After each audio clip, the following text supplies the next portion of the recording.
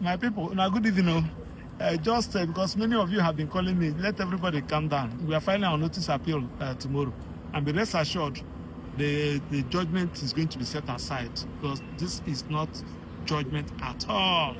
If you are doubting me, I will get the cities of the judgment tomorrow. I will give it to you and the record of proceedings. You will now discover that the judge left what issues that we raise. He left everything that we are talking about and be writing another thing. So that judgment, it was predicated on anger.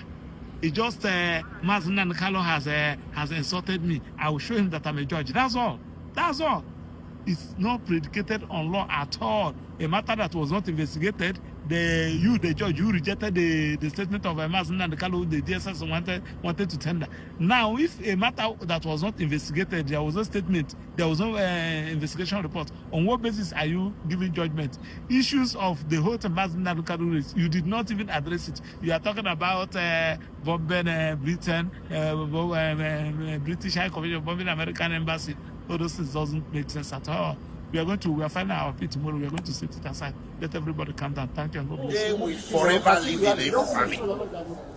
Today is the only day I have witnessed a man being convicted for mere buffering, for what he said from his mouth, not what he did with his own hands.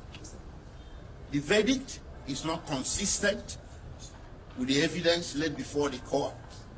The sentence is overbroad, cruel, and unusual. How can you convict a man for making mere broadcasts from a location that was never named, and he never tied that broadcast to any single incident of violence, or even someone slapping someone, not to talk of terrorism? He did all this.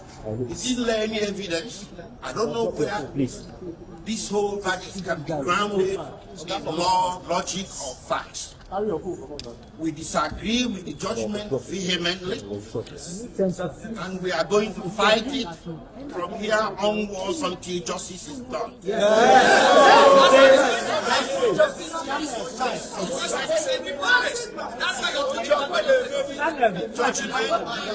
Judgment, politics is based on some tribal, primordial sentiments. Just because Nnamdi Kanu is Igbo. An Igbo man has become the person in Nigeria that should be trampled upon. I'm not saying this because I'm Igbo. I'll say it for the Hausa or Yoruba who gets trampled upon. But today we saw an Igbo man being trampled upon, and by God Almighty, we are not going to allow it. Nobody is going to trample on me. Nobody is going to trample on Nnamdi Kanu. Nnamdi Kanu is not a terrorist. He's a man that was pursuing change. To pursue a separate nation of yours is not a crime. So in Nigeria today, if somebody says don't be silly, you get convicted. Nnamdi Kanu may broadcast, and so what? And you convict him for terrorism, for mere words in the Federal Republic of Nigeria. What kind of precedent is being laid? So from here, we are heading to the Court of Appeal. The Court of Appeal is the only court in this country, or the next court in this country, that sits as a jury. We are going to approach justice there to check out what happened in court today. And we are pretty sure the justices will agree with us that today was the symbol of the travesty of justice that everybody has been suspecting all along. If the Court of Appeal disagrees with us, we head to the Supreme Court. But by God Almighty, Nnamdi Kanu is not going to stand convicted. He's going to get overturned. Thank you. First of all, I want to talk to the Igbos that nobody should take laws into your hand. I'm assuring you, this judgment is predicated on anger. Thank God that the judgment was streamed live and everybody watched it. You will see the anger in delivering the judgment, and it's not predicated on law. Now, I also want to let you know that this charge, that the investigation that gave rise to this charge was not investigated, because Nnamdi Kanu's statement, purported statement, was rejected by this court, and they did not tender any document as investigation report. That is to say, the investigation was not, the offense was not investigated. Having said that, Also, something that happened in court today. Nnamdi Kanu filed a matter in court of appeal. And he's asking, my lord, that particular matter I filed in court of appeal anchored on this particular issue. Please, can you just suspend this judgment? Let court of appeal direct what to do. My lord refused. Now, on the issue of anger, you journalists will bear with Nnamdi Kanu. Government, Nigerian government, and the judiciary are not fair to Nnamdi Kanu. What do I mean? Nnamdi Kanu was given judgment by court of appeal. Federal government refused to comply with that judgment given by court of appeal until after 8 days before the appeal against it. When we get to the Supreme Court directed prosecution what to do. Amend this particular charge. Nnamdi Kanu was saying that, please, can you amend this charge? They refused. With the combined effect of all this, I'm assuring you that this judgment will not stand. And the Court of Appeal will do justice to it. Now, I also want to plead with judiciary. Nnamdi Kanu is representing himself because the court has given the prosecution a blanket order to detain Nnamdi Kanu wherever they want. They should detain Nnamdi Kanu where we have access to file his appeal, because he has 90 days to file his appeal. And the judge said that the judgment will be ready in the next 15 minutes. I also enjoyed the media. We have the record of proceedings from the day the matter came till today. I want you to check the record of proceedings and evidence tendered, reconcile it with the judgment. Now you will now see what we are talking about. You are bringing British into this matter, bringing America into this matter. You are now trying to so that the British and America will be against Nnamdi Kanu. Something that was not an issue, that was never tendered, that was never given evidence on, and they are raising the issue. So this is a judgment against the Igbos. This is a judgment against the good people of Southeast, and it's because of Nnamdi Kanu is an evil. You cannot give this kind of judgment to a northern. You cannot give it to a southwestern. You cannot give it to another tribe in Nigeria apart from the Igbos. And we are going to start against it, because it has happened in this country against some other persons, including Abiola. The Igbos join hands together to fight against it. Why should we be our own time and everybody's sitting at table?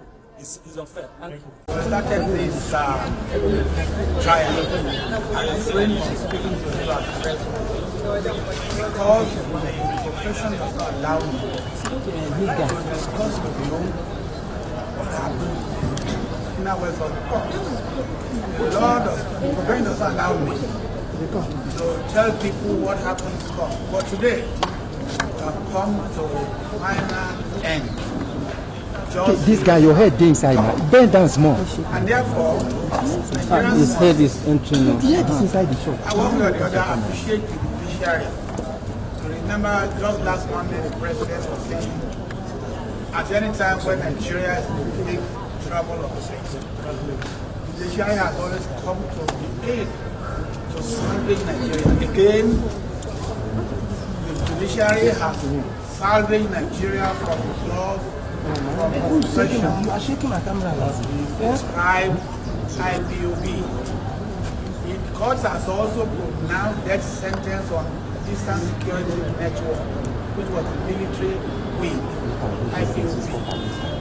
Today, God has brought an end to injustice, oppression, suffered by our brothers and sisters of the eastern states of Nigeria. They will not be able to sleep with their two eyes closed. What is important is that every Nigerian must consider issue of security as his personal business. When you look away, when you compromise, or when you show fear, you are encouraging the miscreants, the vandals, the criminals, terrorists to fester. This issue ought not to have festered for that long. Nigeria is our own country. We have no other country we can call our own. Secondly, it is our responsibility as Nigerians to help the government by way of information. You had during the trial information concerning how several heads of human beings were used to bury somebody who is a criminal. So just because people are afraid, we all must be courageous enough to confront terrorism, criminality, and all sort of things. I know that, political insinuations or perspective will be put to this matter. I was in court in there when somebody was saying, oh, Yoruba, oh, Hausa, oh, Igbo. We are all Nigerians. We must love one another. We must not compromise the security of the country on the basis of those modern sentiments. So I congratulate Nigeria today for seeing the end of this, and let it be a warning to those who may think they are bigger than Nigeria. Nigeria is bigger than every one of us. The law is bigger than every one of us, and the law will take its course to deal with miscreants, to deal with terrorists, to deal with criminals. You know, all of us are victims when we keep quiet. All of us are victims when we don't do what we ought to do. Therefore, let everybody be a Nigerian.